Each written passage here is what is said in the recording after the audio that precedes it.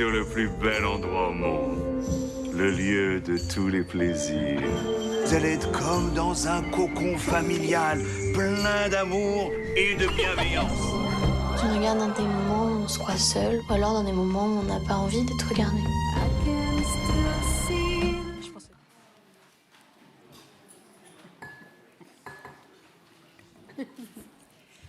Hola, buenos días. Vamos a dar inicio a la rueda de prensa de presentación de una de las películas que forman parte de la sección oficial de este año del festival.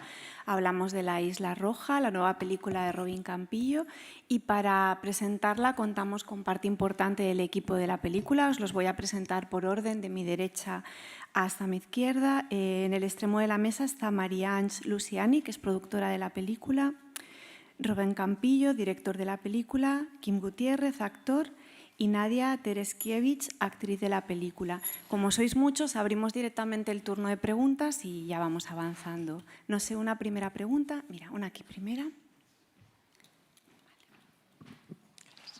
Hola, estoy aquí.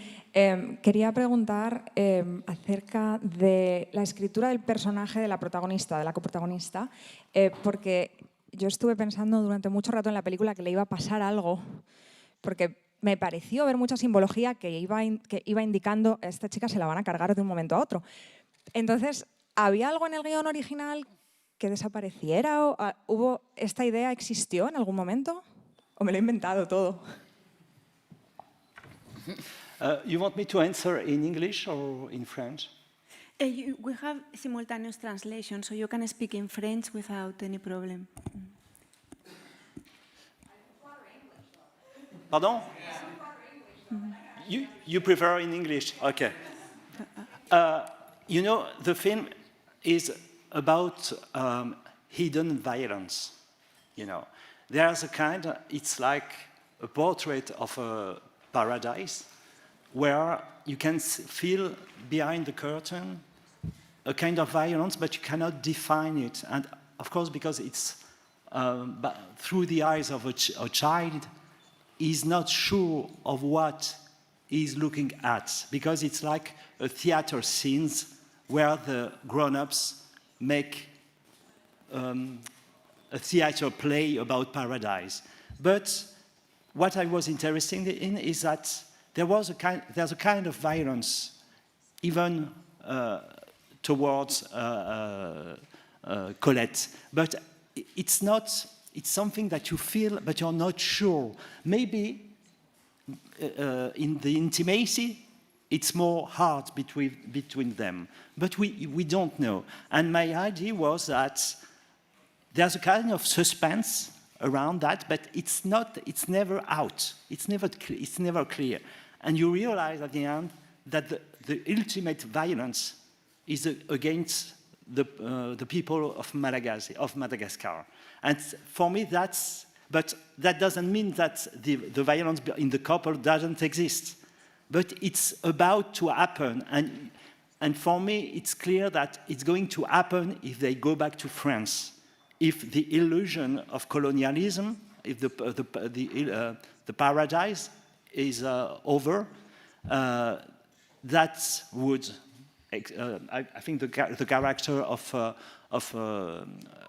Robert will express more violence when they go back to France. So I think you're right. There's a kind of violence, but which is a little bit blur.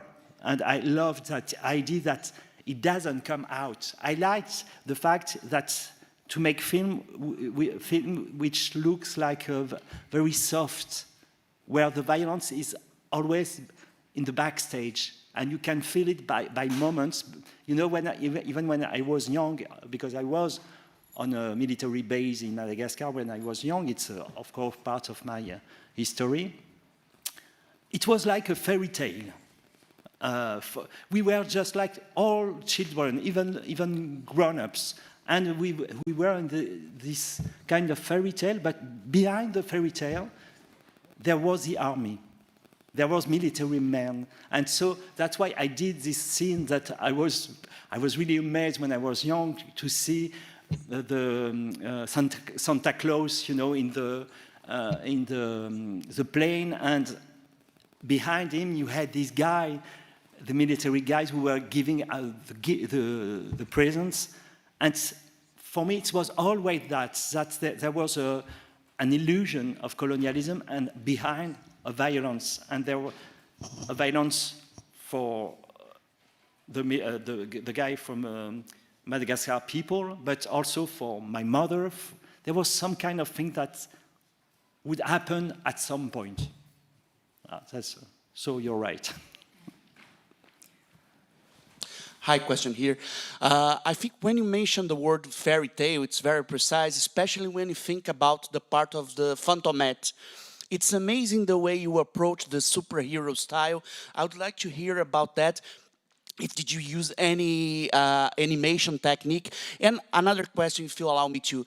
It's impossible to watch The Red Island without remember old Hollywood classics, like, for example, From Here to Eternity, a movie that's placed on a military basis. Did you use any reference from the classic Hollywood or classic movies about those military environments? Thank you very much. Thank you for the comparison with From Here to Eternity, which was a major exciting thing when I was a child. And about the first question about Fantomette, you know, it has been a long journey to find how I'm going to shoot with my producer. We thought about it a long time, because I was supposed at the beginning to do the Fantomette episode in real life. So we searched places in France which were looking like these kind of illustrations you have in a children's book. But in fact, you know, the France which is described in these books doesn't exist anymore, and I think it never existed. So it's a fantasy. And for me, it's like for the main character, the child in Thomas, it's a fantasy of France that it doesn't know. So after a moment, because we searched for places like for 4 or 5 months, I realized that I wanted to do it with, how do you call that, maquette, small, you know, things like this. So I decided, I found on the internet a guy who was doing this kind of thing, and I decided that my characters would be moving in this kind of small set. And so it was a very long work of imagining all the shooting of that, and that was really interesting because I wanted it to be absolutely fake, absolutely like it's like another exotism compared to the exotism of Madagascar, like another level of dream in the film, because the film is in a logic of dreaming for me. And after, when we were shooting in Madagascar, I even realized that I wanted the grown-ups in Fantomette to have masks, you know, and I was really amazed by that, because I thought about that like 2 or 3 weeks before shooting Fantomette. So someone did the mask very quickly, but I was so sure of that, and I loved that because I loved the idea that I asked my actors, for instance, in the first scene of the small dinner. But not dinner, lunch. I wanted them to play a little bit too much, you know, because I wanted to think that grown-ups in real life have masks as well as the characters, the bad characters of grown-up in Fantomette. So it has been a work in progress all the time, and I was really happy to do that and to make, because it was something I was reading when I was young, and so it was like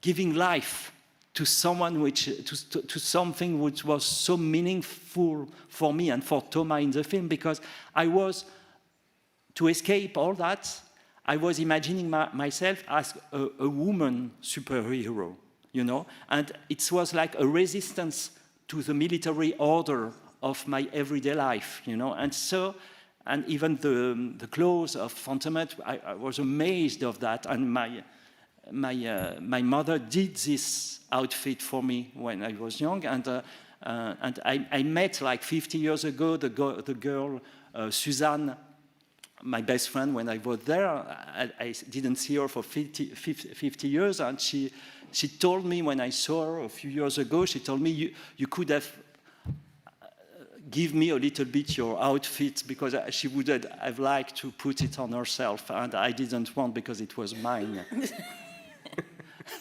so that was too long, sorry. Bonjour, félicitations pour votre film. Je voudrais insister sur la question de la choix du fantomètre comme le fil rouge du film, parce que je pense que vous voulez dénoncer aussi un peu l'utilisation des moyens, des outils culturels pour continuer la domination française, un peu la domination culturelle. Pour y aller. Je ne sais pas si c'est ça, si l'utilisation de la littérature enfantine ou de la bande dessinée, c'était un peu aussi l'intention. Et une seconde question que je voudrais vous poser aussi, c'est sur le pourquoi le choix d'utiliser seulement les dernières 20 minutes de film pour laisser le protagonisme aux habitants de l'île de Madagascar. Merci. I will answer on this second question because that's very important to me. I wanted the film to be cruel. I wanted to show the cruelty of colonialism. So to show that, I really wanted to make the spectator to be attached, to be touched by a family who looked so nice, and my parents were really nice, and I was nice, and everything was great, and I wanted, and just at the end, to go through the curtain. Because, you know, it's like, I didn't want, you know, what Godard was saying on TV, on French TV. It said it's always 5 minutes for the Jewish, 5 minutes for Hitler, you know? And it's not a question of equality in time, it's a question of intensity in the cruelty, in the denunciation of the cruelty. And for me, that was very important, that you see these people and you think they are so nice. You know that there's something wrong, of course, very quickly. And after, you take them out of the table. And that's a revolution. That's how it happens. And the protagonists of the film, the Malagasy people, take all the scenes. And I like so much to be unbalanced in this case. And about the cultural domination, it's true because, you know, I'm born in Morocco, I live in Morocco, in Algeria, and in Madagascar, so I did all the last colony of, and my mother loved cinema. It's because of her that I love cinema, because when I was in Morocco, I went to the cinema when I was 6 months, because there was a cinema, you know, outside cinema. I don't know, we're outside cinema, and we saw so much film, you know what? Because it was our culture, and we saw a lot of French films to be connected. And so that was a little bit crazy, because it was like we were so strongly French. And it was attached to that. And the thing is that also how we were looking at the cultural elements of the country we were living in. And that's what I show in my film. We were buying, you know, furniture for the apartments, you know, and it's not, you know, because colonialism is trying to make, that creates a strong art craft, I can say, in every country, you know, when they buy the table or all those things. So there were no other artists that the artists we were doing this little thing for the colonials, for the tourists and all these things. So it's like they were trapped in time to do always the same thing, the same material to be sold to us, you know? And when we were changing country, we were changing our furniture and we were at the taste of the moment. And all these details for me are very, very important. Because it's not, you know, when you think about colonialism, you think about massacre, which are real, you think about domination, but all the details, all the small details are very important. And when you're a child, you don't realize that because it's like a fairy tale, as I said, it's like exotism, that's why. ¿Hay aquí otra pregunta? Hi, congratulations on the film. I just wanted to ask you, as a director, how do you manage the point of view of the characters in this movie? Because I feel like the point of view changes a lot throughout the movie.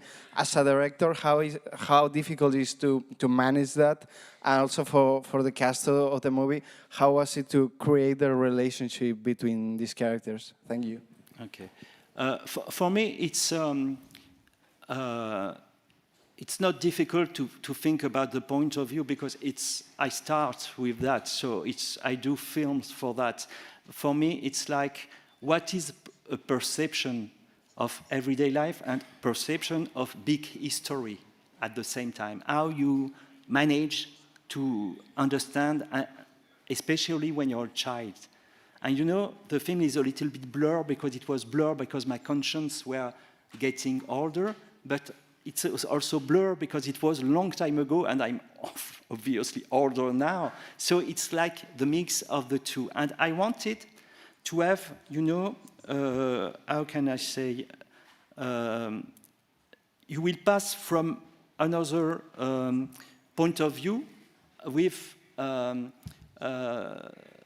for instance, for me, you have characters that helps you to go to another level. And it starts with the young military guy, Bernard, and his girlfriend, Myangali. And when you go, and with Myangali, you discover the revolution. And for me, it was very simple, like this. That was the start. You know, I wanted the people to follow all these characters and to change their emotion, their perception of the situation through these characters. You know, so in fact, the young Thomas, dressed as Fantomette, is looking at this couple, and in fact, his character fade away, and you take the character of Bernard, and Bernard fall asleep, and you take. It's like you are. For me, that the spectator embody different characters and go through them to discover another reality, another background. I'm going to let you talk now. No, I feel that for us, we didn't really know about what point of view it will be, in the sense that we had moments of lives. We really knew our characters because we talked a lot with Robin before for months. And so, I don't know, I have the feeling that we didn't know what he was going to steal and take and where the camera was really. We had I have memory of souvenirs, of moments, of different part of the life of the characters. And then it was a real surprise when I watched the movie to discover where he was, what he could take from us, and how the vision is changed through which place you are in the movie. But we, of course, and that's a good thing, we didn't know about it, because otherwise, I don't know, it would be so hard to act, I think. If you know what he's taking, it's better to just don't know.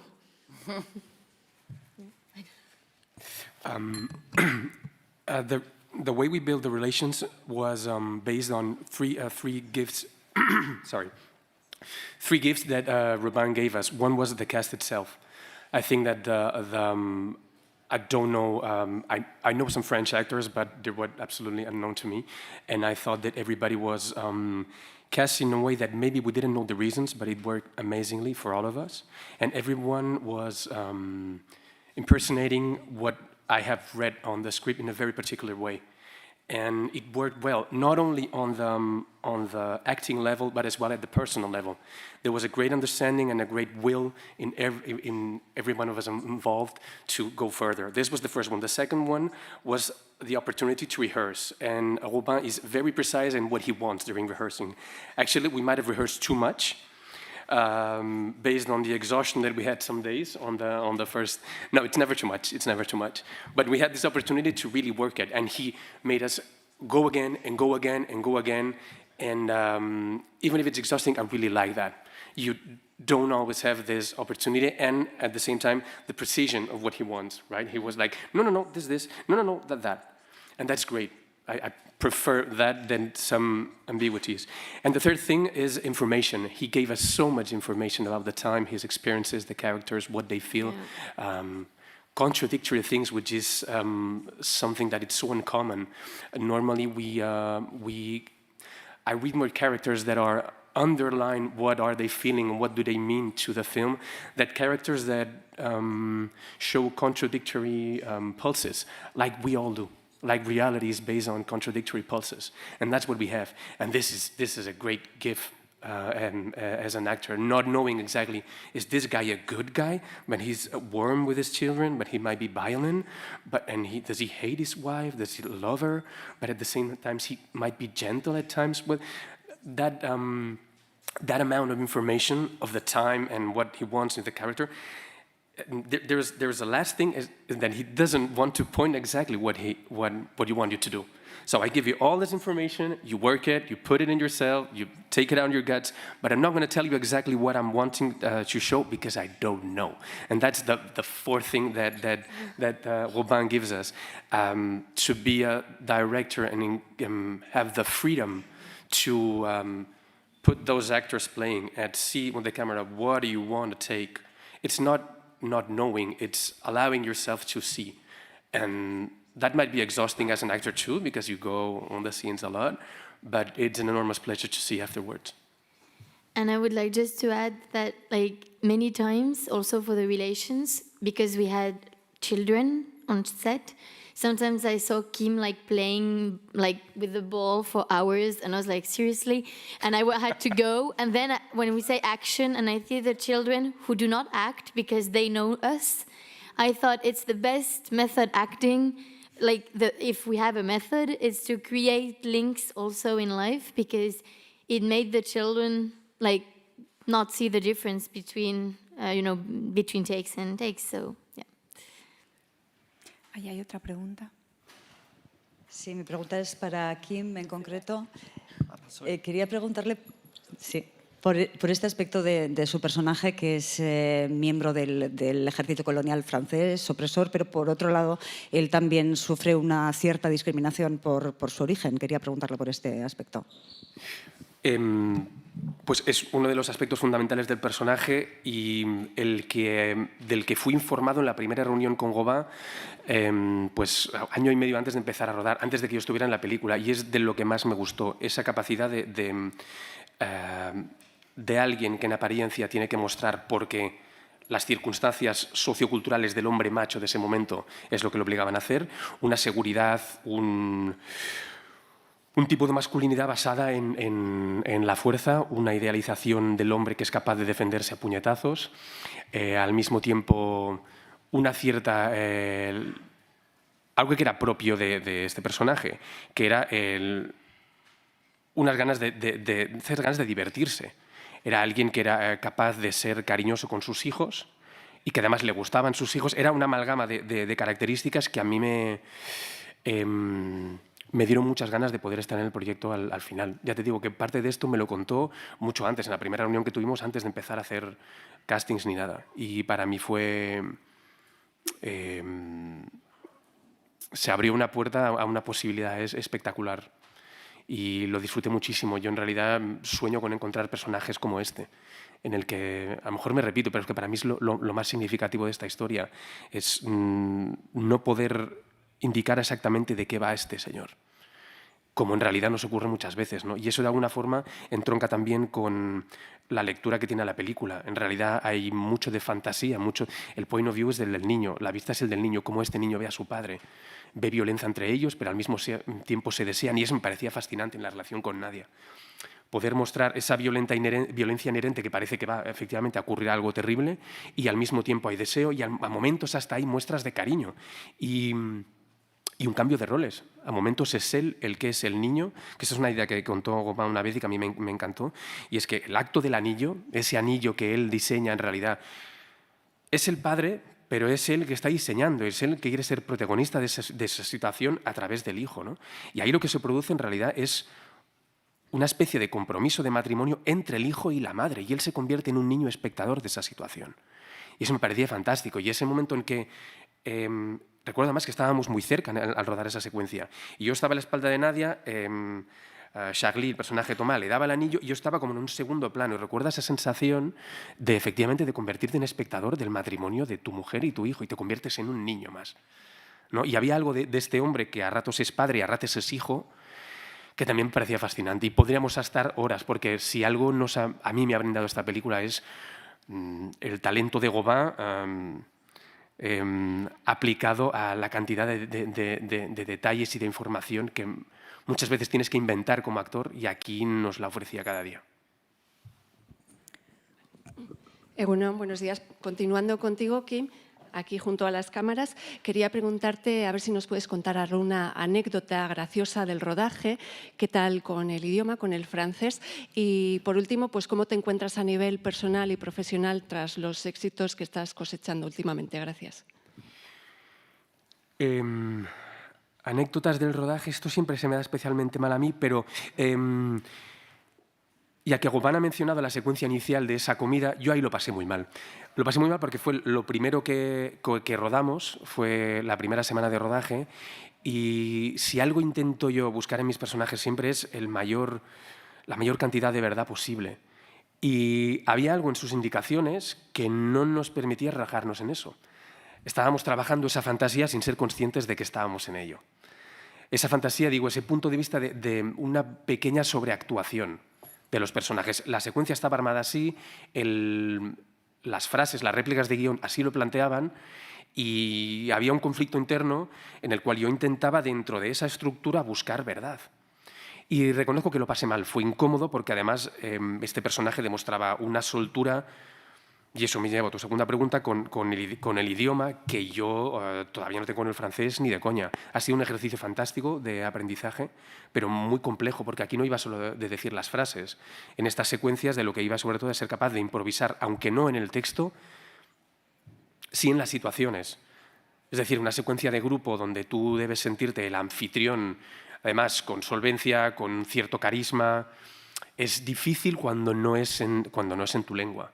Entonces sí, hicimos mucho trabajo con una coach fantástica, Valérie Drouot, para eso, para tener todo el material gramático para poder improvisar y conseguir verdad en una secuencia como esa. Y como no estoy muy original en lo de las anécdotas, me cogeré otra cosa que ha dicho Nadia, y tiene que ver con lo de los juegos con los niños. Es cierto que yo he rodado varias cosas con niños, pero en esta verdaderamente era padre de tres niños, y no hay nada mejor que intentar establecer esos vínculos de los que hablaba Nadia, esos links. Pasé mucho rato jugando con los niños, y no solo para, digamos, introducirles a ellos en una dinámica que a la hora de rodar, cuando se dijera acción, pues nos facilitara todo, sino también para mí. El vínculo establecido con ellos era real. Y eso se nota mucho. Cuando tú estás con el niño hablando, te peleas, te tiras por los suelos. Hay una cosa de... En francés es la promiscuité, que no es la promiscuidad nuestra, pero que Gauvain me contó que tiene que ver con la tactilidad, el hecho de tocarse. Eso es algo muy latino, es algo propio de los Pieds Noirs también. Es difícil generalizaciones de este estilo, ¿vale? Pero es uno de los conceptos que tenía claro. No había pudor a la hora de tocarse, y eso lo consigues con los niños, ganándote su confianza poco a poco y para que ellos se sientan tranquilos de verdad. Entonces, peleándote de verdad fuera del set, consigues que si tienes que dar una colleja, nadie se lo toma mal, que si tienes que coger, eso está ganado, ¿no? Y eso sería anécdotas. Y en cuanto a mi vida, estoy muy contento. Siendo un actor que mayormente me conoce por mis comedias, estar en San Sebastián presentando una peli como esta Y supongo que te referirás a lo otro que se está viendo de mí ahora mismo en Netflix, que tampoco es de corte cómico, pues me siento enormemente afortunado. Mais nous, on le connaît. I can add something Ah, yeah. about my actors and the character when you were talking about when you are talking about the character of Robert and the fact that he's Spanish. At the beginning, my father was originally Spanish, but not so much, you know. But I must say, when we went back in France, we realized that we had a lot of discrimination because we had a Spanish name. We are talking about the 70s in France, so it was like this, really. I mean, and it was something we should be ashamed of. That's reality at the moment. So, in fact, for me, it's always a work in progress. I met a lot of French actors. I didn't find the guy I wanted. And I met this guy because I searched on the internet. I wanted a Spanish actor because I like to work with foreign actors. And for even French actors on the shooting, it's better to have someone with a very different culture. And so he became more Spanish than I wanted at the beginning. And for me, it changed a lot of things. You know, that's why it's not you. Doing a film is not just realizing the script. It's more than this, because it created in my mind something which is very important. That he has a power as a father, as a man, as a male, on his wife, for instance. But when she said to him, "But you were Spanish before marrying me," she takes the power. And it's a kind of humiliation. You know, and so for me in this film, everyone is a child in front of another person who has a power. Everyone is a minor, not only the child. And even the Malagasy, even Miongali at the end, it's a child who has to become. And that's why the song of the revolution in Madagascar was so strong. Goodbye, enfance, Childhood, yes, and because it was really about that. That's you have to, if you want to make a political move, you have to stop to be a child, to be a minor, and so what I liked, those people changed my film, you know, and they made it better.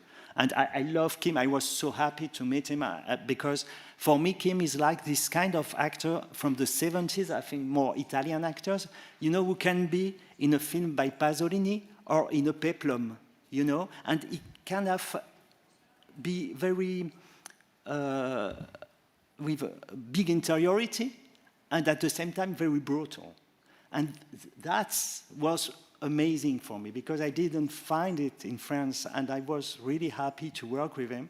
And on the other hand, Nadia, she's younger than was my mother, but she was 33 at the moment, my mother, but she had this kind of life of modernity.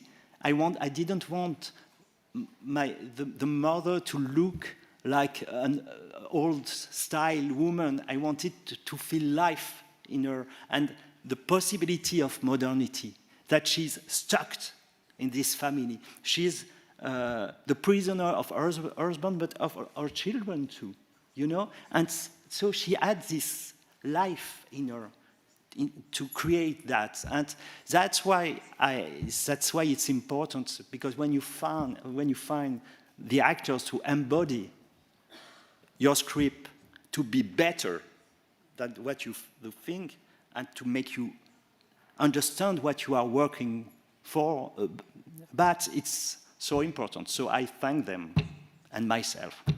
That's it.